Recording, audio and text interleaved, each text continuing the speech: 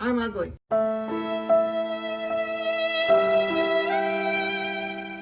That's weird. What? This bolt's coming out wet. What?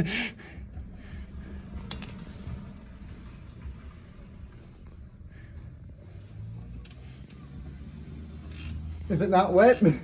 I mean, it is oddly wet. Oh, so is this one. This one's less wet. But still wet.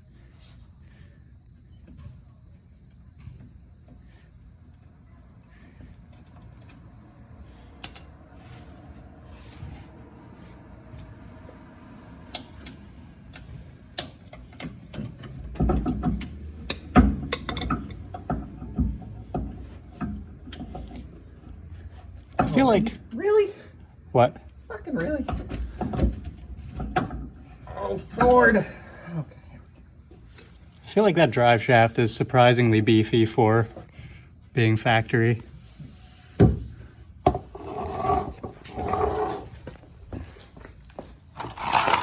Tail shaft's actually in really good shape. Surprisingly. Oh, that's light. Well, it's aluminum. Yeah.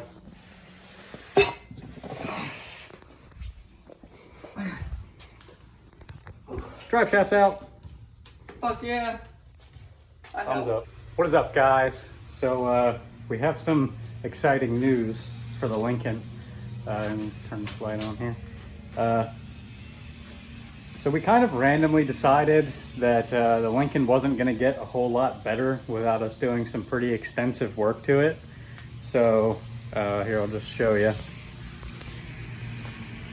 Now, got our own jacks, pulled the fuel tank out, and we are tearing this thing down pretty good, boys. Got the intake manifold off, got a bunch of the stuff off the front of the motor off, got the radiator out of there, condenser's still in there for the AC. But man, we were ripping the motor out of the Lincoln, and sorry we didn't really show you a whole lot of that. Dylan and I kind of got excited and tore into it without setting a camera up, but you know, we figured that the best part was going to be, you know, actually hooking a crane up to this thing and, you know, pulling what's left of the motor out of it. But I have some fun news. I'll flip you around here again. So all of these are the intake ports, right? I'll get a flashlight that actually works. A headlamp will do. So you look down inside of there, looks pretty clean, right? This little section here, that's where you can tell where the fuel injectors go. That is the intake valve that does not get fuel over it, which we didn't know happened, actually. We didn't realize that it was, you know, only one of the two intake valves actually got fuel over top of it to clean it. So man, the aft intake valve on every single cylinder is just cooked. Like, I don't even know if some of them were opening. So that's why this thing was running like crap. You know, and the whole time we were thinking like, you know, let's just do another coil, or like, you know, let's put another spark plug in it. Let's try to find a fuel injector that's not spraying properly. And man, am I glad that we started tearing into this thing, because this motor is hurt.